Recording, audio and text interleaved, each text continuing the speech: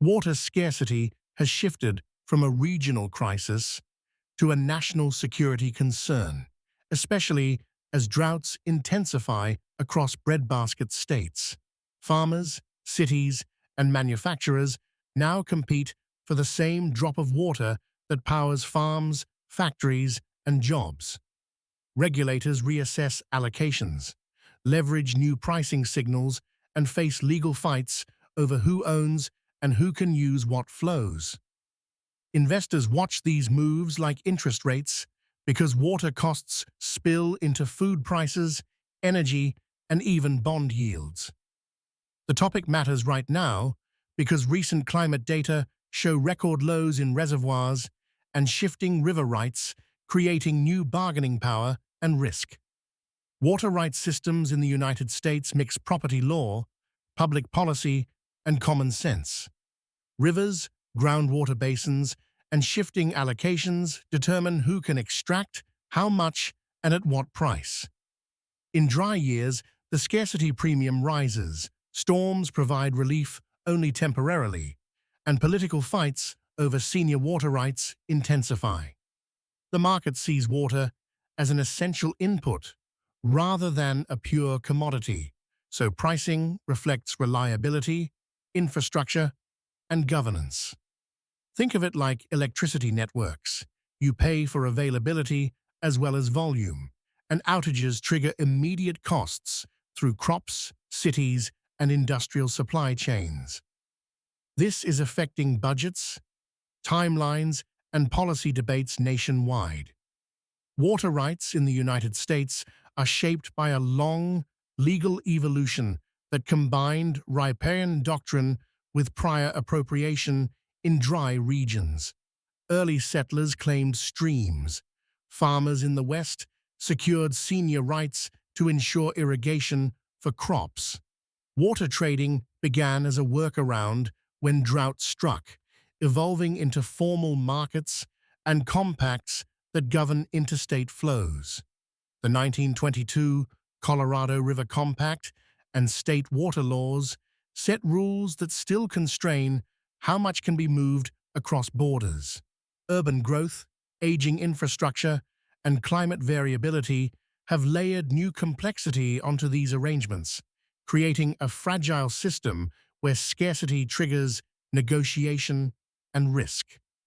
Across infrastructure markets, water scarcity is leading to higher headline costs and new risk pricing. Utilities rethink long-term contracts.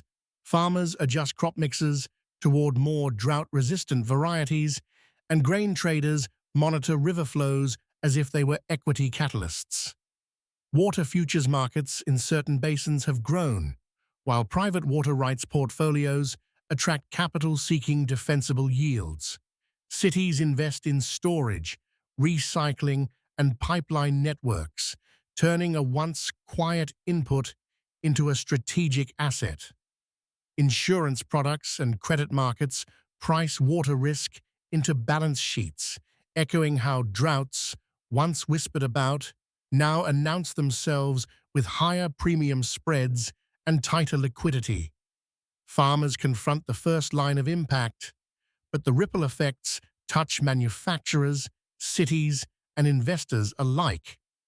Agricultural exporters face higher input costs, while crop choices shift to drought-tolerant corn, sorghum, and almonds. Utilities grapple with storage deficits and the need for reservoirs that hold predictable supply. In the financial sector, asset managers create weather and water risk dashboards, while insurers price catastrophe exposure against water stress. Real estate developers must factor in water availability for new housing and industrial parks. Smaller communities struggle with aging pipes and rising rates, amplifying inequality in access to a basic resource. Public officials rush to fund fixes. Water becomes a geopolitical resource when borders, treaties, and climate shocks collide. Western states compete for Colorado River allocations, while Mexico and California discuss shared basins. Global factors include farmland prices, energy costs, and currency dynamics. Drought conditions stretch government liquidity and testing public support for large infrastructure projects. As population centers swell, demand outpaces supply, pressuring import choices and food security. Central banks watch water stress as a macro variable because it feeds inflation in agriculture, shaping policy and fiscal resilience. Climate resilience funding and megacity plans collide with political cycles and debt limits. Investors monitor risk premiums and policy signals. Smart money is chasing resilience and transparency. Large asset managers build diversified water risk products, pairing municipal bonds with insured water infrastructure exposure. Hedge funds explore long-duration water rights in drought zones, seeking predictable yields when agriculture faces price spikes. Private equity funds back water utilities and treatment startups, using project finance to fund pipes and recycling plants. Retail brokers offer ETFs and notes linked to water stress indices, letting ordinary investors participate. In practice, capital flows toward regions with reliable governance, strong storage capacity, and credible drought plans, signaling a preference for assets with predictable, defendable cash flows. Bear case scenarios remind us that water markets can underperform when policy stalls or climate events surprise. If storage deficits deepen and interstate allocations tighten beyond forecasts, price volatility may surge while liquidity dries up, trapping vulnerable projects. Over-reliance on infrastructure that underdelivers could push borrowers into distress, threatening municipal budgets and utility balance sheets. A single legal reversal, a drought reversal, or a structural shift in demand could derail even well-funded plans. Additionally, regulatory risk and political backlash might slow development, raise permit friction, or erode confidence in water assets as safe havens. Liquidity gaps could force fire sales and impair diversification. Retail investors can approach water assets like any other portfolio theme, with discipline. Start with education by following drought reports, water utility performance, and regional storage data. Consider diversified exposure rather than single rights to reduce idiosyncratic risk. Look for transparent products with clear governance and independent pricing, preferably with liquidity provisions and collateral. Rebalance towards sectors with strong water efficiency, such as agtech, desalination, and leak detection technology. Finally, avoid overpaying for hype. Use dollar-cost averaging into seasoned funds or ETFs and maintain a cash buffer to navigate volatility.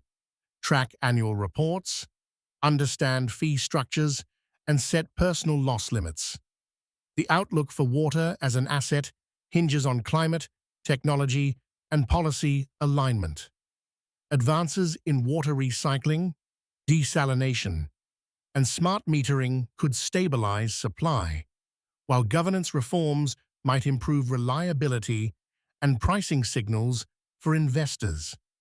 Regions with robust storage and transparent allotment rules will attract capital first, followed by downstream users seeking price certainty.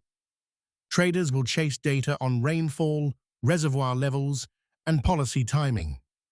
Institutions temper expectations with scenario planning, stress tests, and long-horizon goals. Patience and discipline remain essential.